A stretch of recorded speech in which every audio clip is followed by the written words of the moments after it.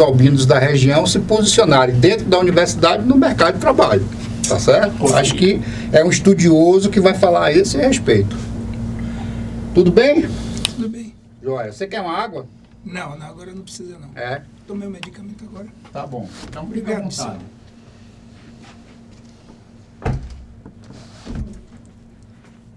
Vou escolher seu microfone. Começa a falar aí, meu texto. Fala Oi. alguma coisa, Tiago, para ele. Alô? Vai. Olá. Bom dia. Como vai? Marcelo. Vai. Borges. Fala. Solta a língua. Ah, ele quer que eu comece? Não, você fale Só alguma para testar coisa. o microfone. Ah, tá, entendi. Bom dia, ouvintes. Estamos aqui com o professor Nivaldo Santana, que é professor da UESB, doutor pela FGV e que pesquisa o nosso tema. Professor, dá um bom dia aí para mim ouvir. Bom dia para vocês. Saúde e paz. Amém. Falar outras palavras aqui com outro, para ver se sai legal. Minha voz está dando para sair? Tá ótimo, professor. Tá Não ótimo. se esforce, não. Fale, porque o microfone está aí equalizado. Tá bom? Deixa eu fazer logo uma FGV, que você falou? FGV, O que é? Fundação Getúlio Vargas. Não. Eu Mas sou- depois a gente vai fazer o texto. Ah, você entendeu? falou por... só isso. para... Entendi.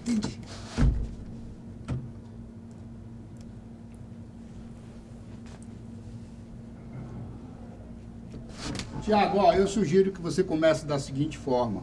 Professor, o senhor pode se apresentar, por favor? Deixa ele à vontade. Meu nome é Nivaldo, papapá. Deixa ele falar. Deixa ele se apresentar, tá certo? Certo.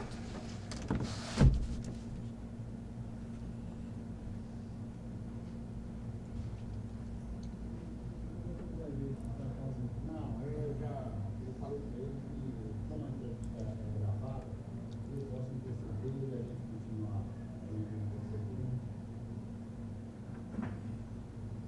Atenção. Tudo ok com você? Tiago, beleza? Beleza. Atenção. Gravando. Vai. Bom dia, ouvintes. Hoje estamos aqui com o professor Nivaldo Santana, o nosso convidado que vai falar sobre as pessoas com albinismo no mercado de trabalho. Bom dia, professor Nivaldo Santana. O senhor poderia se apresentar? Bom dia, Tiago. É uma satisfação muito grande estar aqui com vocês, com o professor Disseu, que além de ser um amigo, é colega de trabalho e um amigo particular. Meu nome é Nivaldo Santana, Nivaldo Vieira Santana. Eu sou professor da Universidade Estadual do Sudeste da Bahia, UESB. Minha origem, início da minha formação foi na Universidade de Castelo Branco, do Rio de Janeiro. Em seguida, eu me especializei no campo das pessoas com deficiência na Universidade Federal do Rio de Janeiro. Vim naquele exato momento, tive a necessidade de trabalhar em algumas universidades e logo em seguida, em 1996, eu vim para o estado da Bahia. Chegando aqui na Bahia, eu fui trabalhar na UNEB, na Universidade do Estado da Bahia, UNEB, e depois eu vim para o UESB. Meu mestrado é na área de educação e meu doutorado na área de ciências sociais e meu pós-doutorado na área de direitos humanos. E pesquiso pessoas com albinismo desde 2017. Minhas pesquisas sempre estiveram voltadas para as pessoas com deficiência. Fiz alguns trabalhos de relevância no campo das pessoas com deficiência visual, pessoas com deficiência mental naquela época, hoje, pessoas com limitações cognitivas. E depois eu descobri as pessoas com albinismo por acaso. Encontrei no Rio de Janeiro uma pessoa muito clara, com epiderme muito clara, com uma certa dificuldade de enxergar. E eu, que trabalhava com deficiente visual, interroguei essa pessoa, se eles estavam se tratando. Foi aí que eu vim descobrir que existia um grupo social significativo no Brasil, caracterizado como pessoas com albinismo. Aí me dediquei a beber em outras fontes, no campo da biologia, para tentar entender esse grupo social. Então, todo o meu discurso, toda a minha fala, todas as minhas pesquisas estão voltadas para o campo das ciências humanas.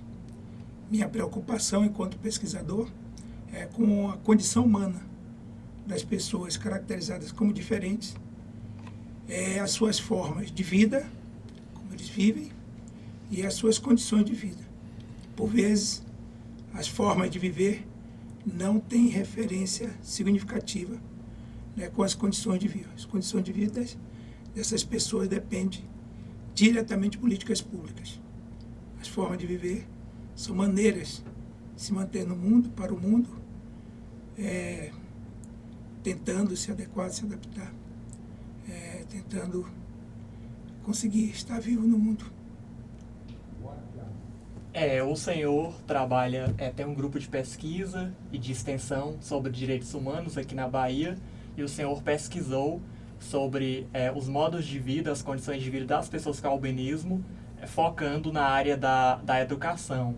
Como o senhor enxerga o panorama das políticas públicas voltado para essas pessoas aqui na região e no estado da Bahia? Existem políticas públicas para as pessoas com albinismo? Vejamos, vamos fazer até uma recuperação. Eu trabalho com minorias políticas. Eu trabalho com prostitutas, pessoas que vivem nas ruas, pessoas com deficiência, né? E dentro desse leque de grupo social que eu caracterizo como minoria política, por vezes é maioria social. A questão dos negros, por exemplo, é uma grande maioria no estado da Bahia. Mas é minoria política porque não consegue dar encaminhamento às questões das suas próprias vidas, né?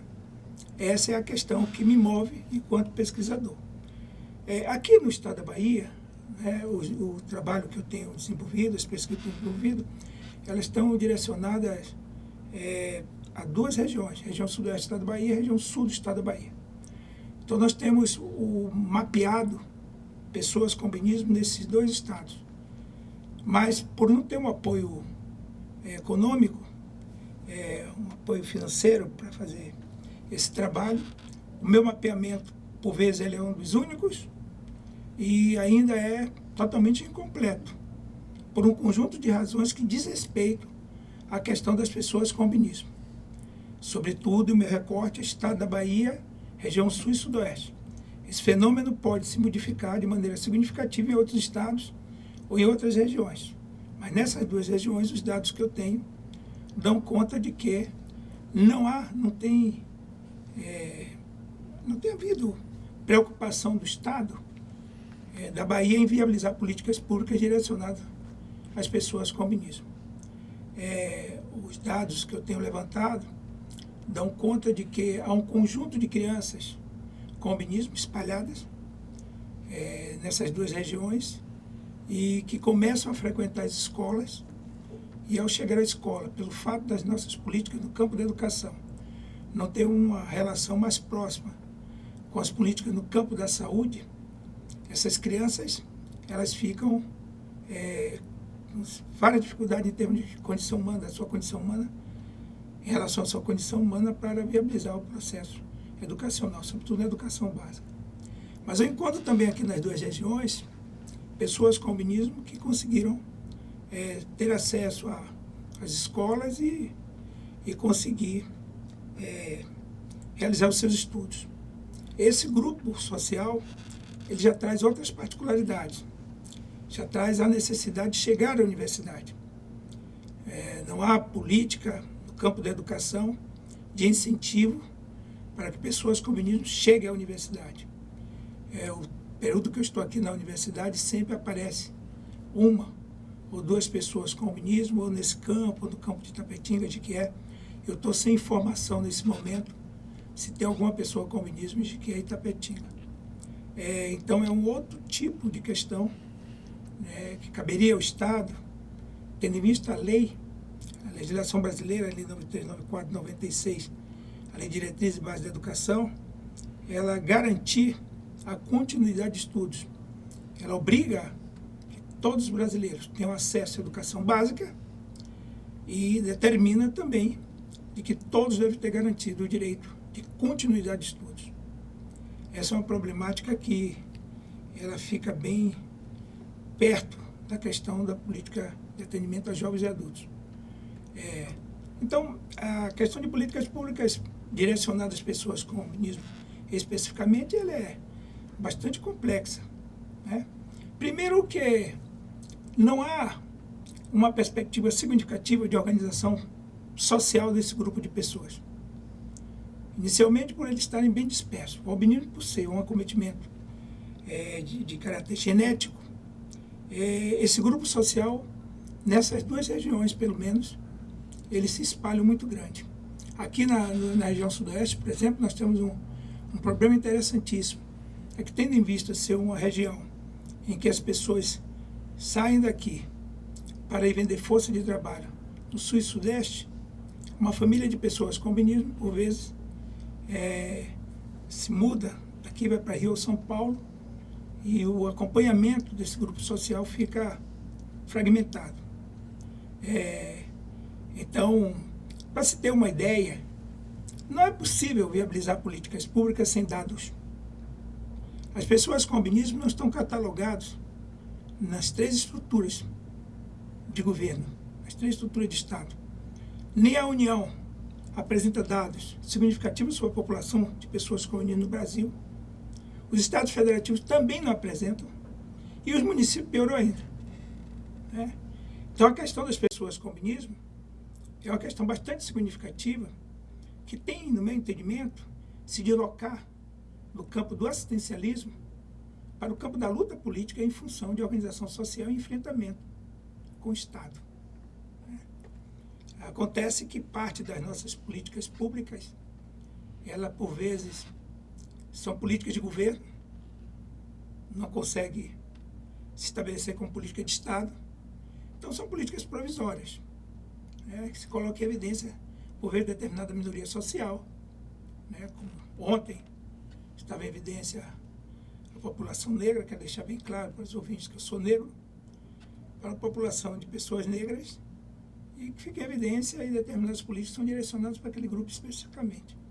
Então, a questão das pessoas com albinismo é uma questão séria, significativa e muito importante para que universidades, sobretudo universidades públicas como a nossa, como a UESB, possa se envolver de maneira propositiva, em relação a essa questão.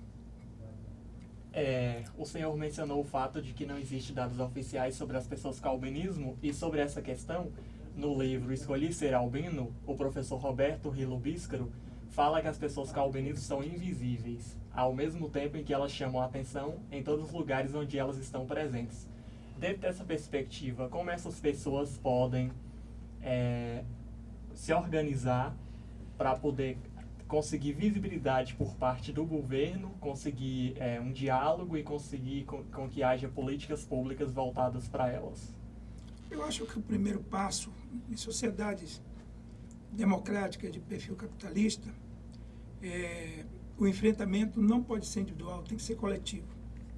E quando você pergunta como essas pessoas podem se organizar, ou como deveriam, talvez o verbo melhor, se eles deveriam se organizar já há muito tempo, para ter enfrentamento com o Estado em função de políticas públicas, tem algumas questões que diz respeito às particularidades e singularidades das pessoas com albinismo. E tem outras questões que diz respeito à dificuldade mesmo de organização social de determinados grupos. Uma das particularidades é que, tendo em vista, no que diz respeito às pessoas com albinismo, é que, tendo em vista o albinismo, seu acometimento genético, esse grupo social se encontra muito espalhado. Você encontra uma família aqui em Conquista, por exemplo, encontra uma família com pessoas com albinismo no Alto Marom, que é um bairro daqui de Vitória da Conquista, e vou encontrar outra em Vila América. Por vezes encontro 3, 4 em Vila América, de família diferente, e uma família apenas com pessoas com albinismo na URB 6. Então, essa questão de por ser um acometimento genético, quer dizer, nem todas as famílias que têm uma estrutura genética direcionada a uma pessoa com albinismo, todos os seus pares, todos os seus familiares são pessoas com albinismo. Então, diferente de negros, né, as pessoas com albinismo, elas estão espalhadas. As pesquisas que eu tenho feito, para se ter uma ideia, em termos metodológicos, eu chego nas cidades, chego nos municípios, e vou visitar feiras, vou visitar igrejas, rodoviárias, vou visitar os locais onde tem aglomeração e converso com as pessoas para tentar identificar se eles conhecem algumas pessoas com albinismo. Aqui, por exemplo, nessa região, as pessoas com albinismo são nomeadas pela sociedade em alguns locais como gaso. Então eu pergunto às pessoas, você conhece algum gaso? Conhece algum alemão, que é outro termo muito utilizado? Né? E aí eles vão dando informação. Conheço, não sei aonde. Aí é quando nós vamos buscar identificar se as pessoas realmente são pessoas com albinismo. Tem locais que a gente não encontra e que por vezes se confunde, né, com pessoas muito claras, de epidemia muito clara. Então essa é uma das questões que diz respeito às particularidades e singularidades das pessoas com albinismo. Então o processo de organização fica um pouco mais complexo em relação a isso. Uma outra questão significativa é de que, tendo em vista as pessoas com albinismo não terem um processo histórico de inserção nas instituições, a visibilidade das pessoas com albinismo fica da maneira que você colocou, da maneira que o pesquisador do blog ele colocou. Eu costumo dizer de que as pessoas com albinismo mexem com a estrutura da sociedade, com as suas particularidades, e leva a sociedade a determinado tipo de curiosidade, mas não consegue fazer com que provocar a sociedade em compreender, né, o quadro das pessoas com albinismo. É um grupo social que tem problema de pele e problema de acuidade visual de maneira significativa, mas que a sociedade pouco conhece. Pesquisas recentes que eu tenho realizado dão conta de que nem as próprias pessoas com albinismo sabem o que é albinismo, pelo menos nessas duas regiões. Quando perguntamos às pessoas da sociedade o que é uma pessoa com albinismo, precisa de outras, no campo da pesquisa, precisa de outras explicações significativas para que eles possam compreender o que é uma pessoa com albinismo, mas vamos para a linguagem popular. Um gaso, o que é um gaso? Quando a gente pergunta às pessoas, como agora recentemente eu publiquei um artigo chamando a atenção da relação das pessoas com albinismo com o campo religioso. E aí consegui comprovar que nessas duas regiões, quero deixar bem claro isso, quando se pergunta às pessoas com albinismo por que um membro da sua família é uma pessoa com albinismo, alguns fazem uma relação muito próxima com o campo religioso e com a crendice. Eles dizem, alguns dizem, porque o meu pai tinha uma mulher branca e traiu minha mãe. Então, porque minha mãe deixou de ir a Bom Jesus da Lapa pagar uma promessa. Porque meu irmão nasceu em uma noite de lua cheia. Isso é uma questão do campo da estrutura social que dá conta de uma das dificuldades do processo de organização social. Não é? E por conseguinte, o enfrentamento dessas pessoas. É necessário destacar que as pessoas com albinismo apresentam limitações na pele e limitações no campo visual, mas não tem limitações cognitivas, muito pelo contrário. E isso é uma questão muito interessante, porque algumas pessoas com albinismo, por vezes, se destacam em alguma área, né, de convivência com a sociedade, mas é insuficiente esse destaque, a não ser a forma que a sociedade vê aquela pessoa diferente em relação à maioria do grupo social a que pertence. Então a questão de políticas públicas é uma questão séria no nosso país. É uma questão bastante relevante. E eu queria até registrar, na condição de um velho professor, que só a necessidade de uma grande quantidade de políticas públicas, ou de políticas públicas mais efetivas, é uma sociedade não igualitária.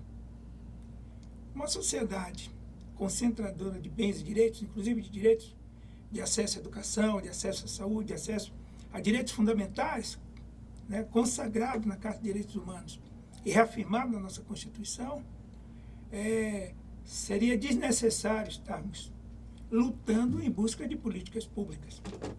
Né? Todas as pessoas com comunismo têm o mesmo direito de negros, né, dos grupos originários, dos índios, têm os mesmos direitos, as mesmas possibilidades. Agora, como é possível termos um sistema educacional de educação básica que vai desdobrar na possibilidade de algumas pessoas comunistas chegarem à universidade, com base na legislação? Como é possível uma estrutura, um sistema de educação básica atender pessoas com albinismo sem compreender as suas necessidades básicas no campo visual, sem compreender a necessidade de profilaxia em relação à questão da sua estrutura de pele, né? Sem compreender os aspectos psicológicos de uma pessoa com albinismo, ao se colocar até certo ponto como diferentes, né? Uma estrutura de pessoas quase iguais, né? Ele sendo outro. Então, você abre a pergunta para mim, na primeira pergunta você diz de como ser inserido no mercado de trabalho. Ora, a questão de inserção no mercado de trabalho de pessoas com albinismo não perpassa apenas pelas pessoas com albinismo, perpassa inicialmente pelas pessoas com deficiência, né?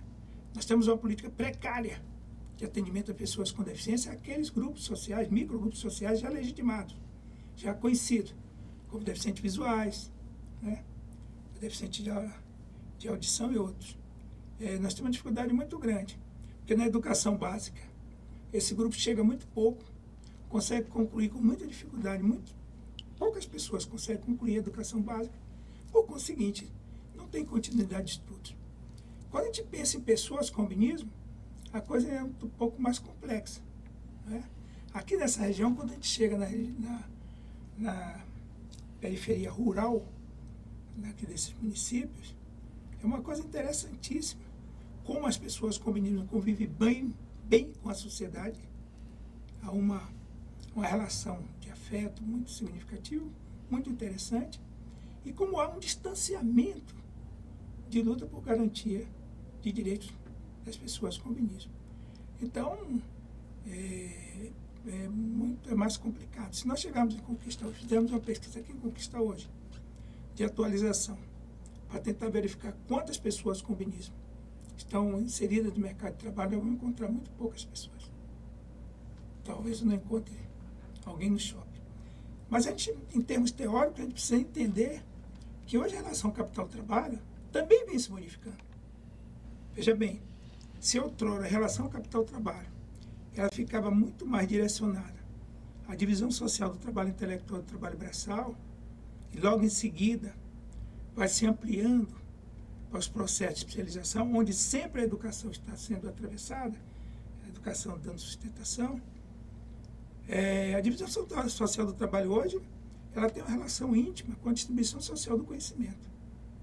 Vejamos, se a gente não tem determinadas minorias políticas tendo acesso à educação estatal, tendo acesso à educação obrigatória, por conseguinte, nós vamos ter dificuldade em relação a essas minorias políticas no que diz respeito à acessão ao mercado de trabalho. Vejamos a categoria mercado de trabalho. Vamos ter dificuldade de preparar indivíduos para que preparem sua força de trabalho para a venda no mercado de trabalho, que se modifica o tempo todo. E vamos ter dificuldade para que esses microgrupos sociais, que eu chamo de minorias políticas, possam desfrutar de bens e direitos sociais já legitimados como direitos fundamentais em sociedades como a nossa. A sua fala sobre o desconhecimento, sobre as características das pessoas com albinismo, as necessidades delas, o entendimento do que é o albinismo, elas vão de encontro os estudos também de outros autores, né? Além dos estudos que o senhor fez. Como o senhor acha que a gente pode mudar esse panorama de desconhecimento sobre o que é o albinismo, as características dessas pessoas e suas necessidades? E qual o senhor acha que seria o papel da universidade nessa questão? Bom, essa pergunta que você me faz é uma pergunta interessante, e eu sou um velho professor dessa universidade, estou em fase de aposentadoria. A primeira é entender que isso que vocês estão fazendo aqui, os grandes instrumentos hoje do mundo contemporâneo, são as mídias de massa, não é?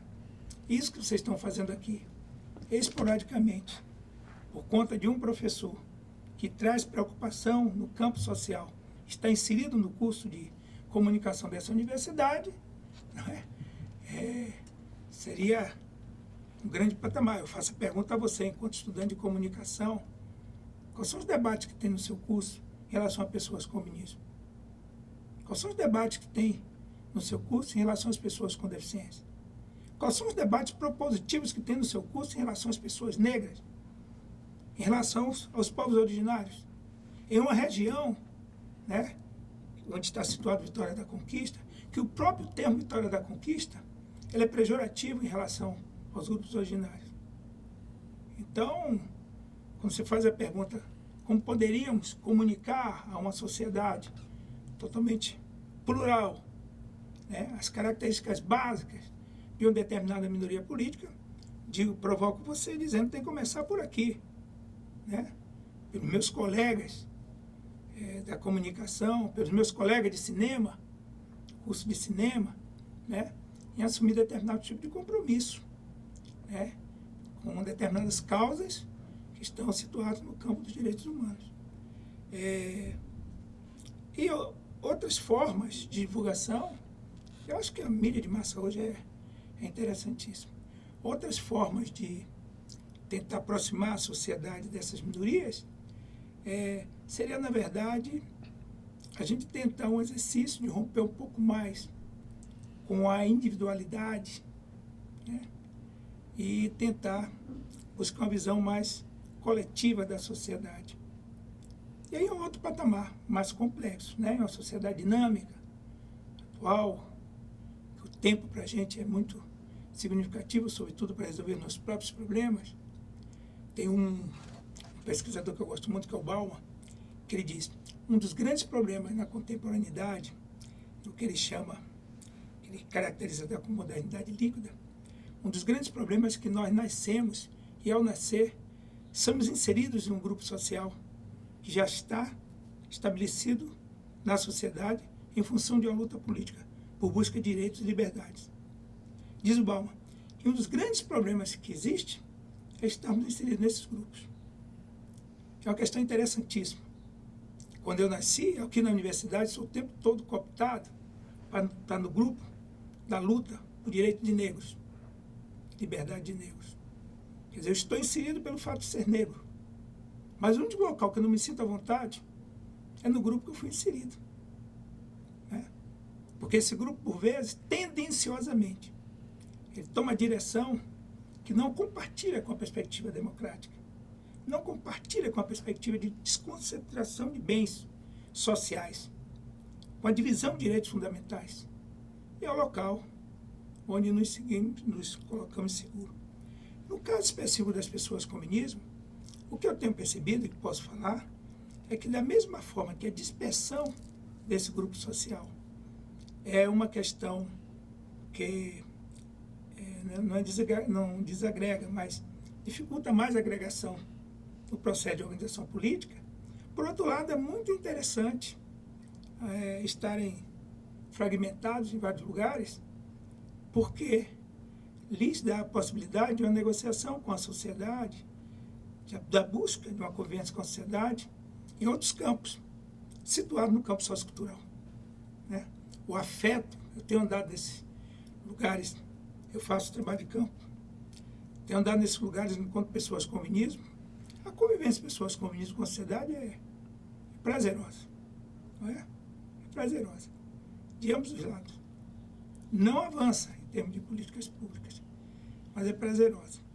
Então, eu verifico de que há uma imposição nesse país de inserir seres humanos no sistema educacional estatal, com base em legislação. Não existe sociedade capitalista que não tenha ordem normativa. A ordem normativa é justamente para impor, para coagir, para fiscalizar, para vigiar. Vigiar, como diria Foucault. Vigiar e punir. Então, a ordem normativa desse país impõe que crianças, muito cedo, sejam institucionalizadas. Escrevi um artigo denunciando, criticando, questionando a inserção de crianças na educação infantil. Sai do colo da família, sai do colo da mãe e vai ser institucionalizada. Quando essa criança apresenta particularidades, singularidades significativas, no caso das pessoas com albinismo, é uma questão muito séria. Questão muito séria. Porque tudo que foi construído no campo sociocultural, no contexto daquele microgrupo social caracterizado como família, por vezes é desconstruído, por vezes é interditado, quando a criança é institucionalizada. Até porque a nossa cultura ela é fantástica, né? Não tem mãe que abandone seu filho. A mãe, por vezes, ela não dispõe de determinado tipo de informação, mas dispõe de outras informações significativas para a convivência humana. E quando a criança é institucionalizada, não é um outro patamar. É um rompimento, por vezes, de uma construção lenta.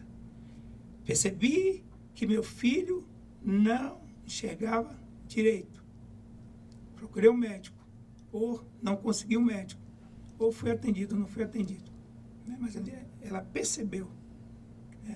Percebi que o meu filho, ao ser exposto ao sol, a sua pele ficava bastante queimada, e proibi ele brincar no sol. Essa é uma construção no campo sociocultural. Essa construção, ela bebe na fonte de nossa cultura. Os aspectos culturais que nos sustentam. Sustenta essa parte do mundo denominado de Brasil, com todo o seu processo plural, né, de culturas. Quando ele vai ser institucionalizado, a criancinha pequena, com albinismo institucionalizada, ela agora vai se deparar com pessoas que não compreendem as particularidades e singularidades daquele indivíduo, em um clima de tensão significativo. E aí, que no campo das pessoas com albinismo é muito interessante isso, por vezes se aprende com a própria pessoa com albinismo, né? Algumas coisas que ele traz da sua herança, né, familiar, da sua herança de aspectos culturais. Mas, quando se fala em políticas públicas, é uma questão que eu estudo há anos, é uma questão muito grave. E eu vou, de novo, fazer referência aos dois espaços que eu tenho realizado pesquisa. Região Sudeste do Estado da Bahia, região Sul do Estado da Bahia. Um dos problemas que a gente tem recente agora, muito significativo, que eu consegui detectar em pesquisa, é da indústria farmacêutica. Pessoas com albinismo precisam utilizar substâncias para a proteção da pele. Creme protetor solar, creme bloqueador, seja lá como for designado. Essa não é a minha praia. Precisam utilizar para proteger a sua pele. Nós conseguimos evoluir em um processo de compreensão de que minha criança fica com a pele muito queimada se expor ao sol, e crianças aqui que eu encontrava em Planalto, Poções, adultos, crianças não adultos, que foram expostos ao sol na agricultura, hoje já tem uma consciência, albinos, pessoas com albinismo, hoje já tem uma consciência de que não pode fazer isso, consegue até construir uma consciência de proteção da sua pele, mas não tem farmácias. Não interessa a indústria farmacêutica, que tem centenas de farmácias em conquista, né? Tem uma pequena farmácia em Barra do Chó, Sanagé, Planalto, Poções, né? E essa farmácia não se dá o luxo de negociar, de vender a substância que protege a pele de pessoas com albinismo. Eu agora estou escrevendo um trabalho, estou fazendo uma pesquisa, discutindo a questão da arquitetura. Os arquitetos avançaram de maneira significativa nas suas grandes obras, com ideias brilhantes, maravilhosas. Mas as escolas nessas duas regiões, eu ouso dizer que no Brasil, ela tem sempre uma vinculação histórica, mas a estrutura arquitetônica das escolas são as mesmas. Não respeita a questão de luminosidade de pessoas que têm problema visual. Seja ela pessoa com deficiência visual ou uma pessoa com albinismo. Isso é uma dificuldade muito grande.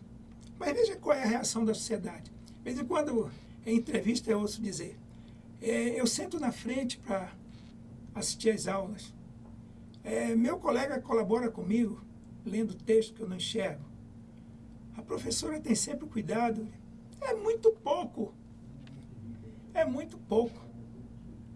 Precisamos compreender mais as necessidades fundamentais de uma pessoa com albinismo, para que a gente possa, de qualquer maneira, conseguir viabilizar.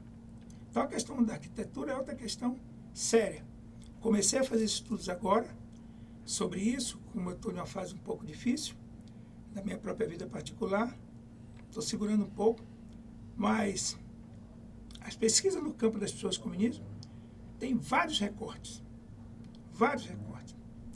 Nós temos necessidade de tentar, como se diz, provocar a sociedade para que a gente possa conseguir, no mínimo, subsidiar a ideia de dignidade humana como previsto na nossa Constituição.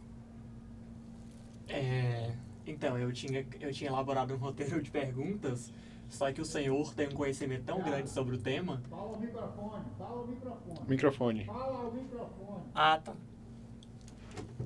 Então, eu elaborei o roteiro de perguntas, só que o senhor tem um conhecimento tão grande sobre o tema que eu não precisei perguntar e o senhor já deu todas as respostas que eu buscava e ainda outras coisas também muito interessantes.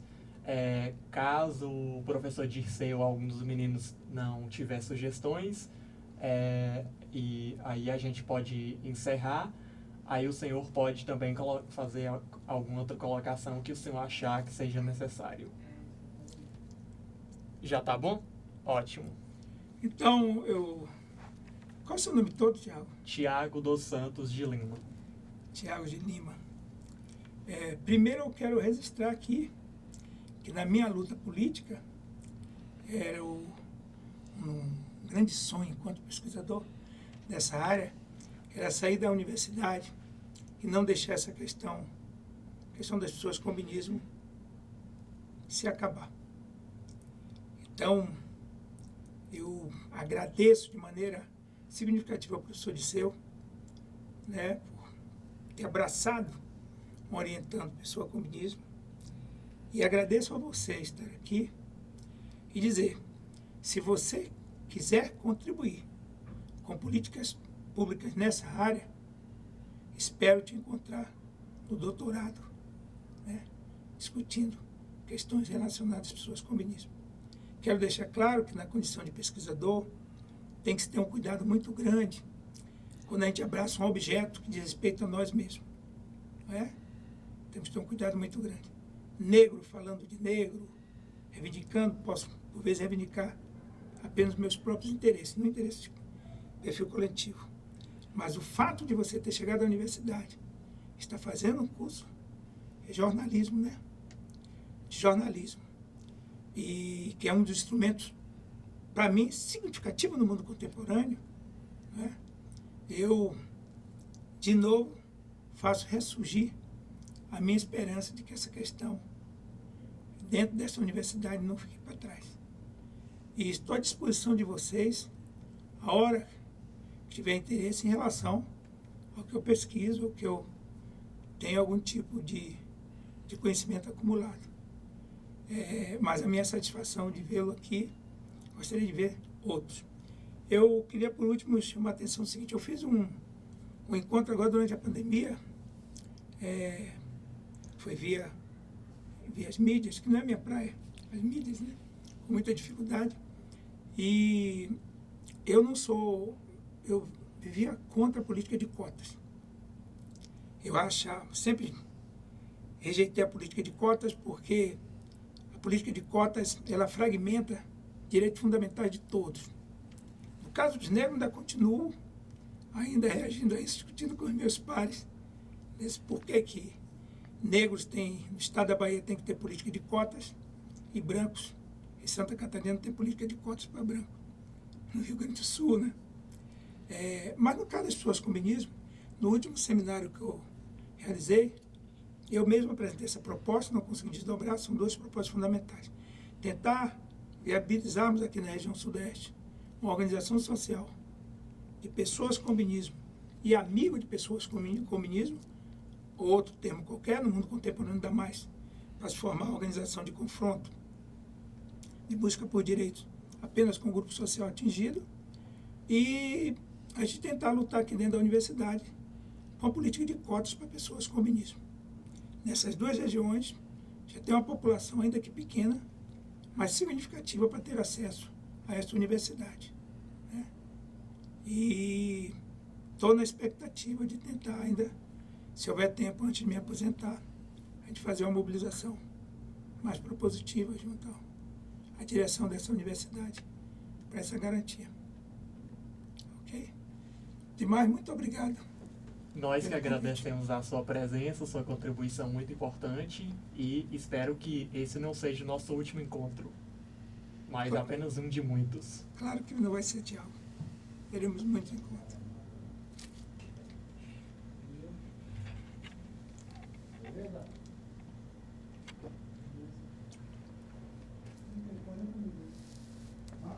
Faz isso aqui.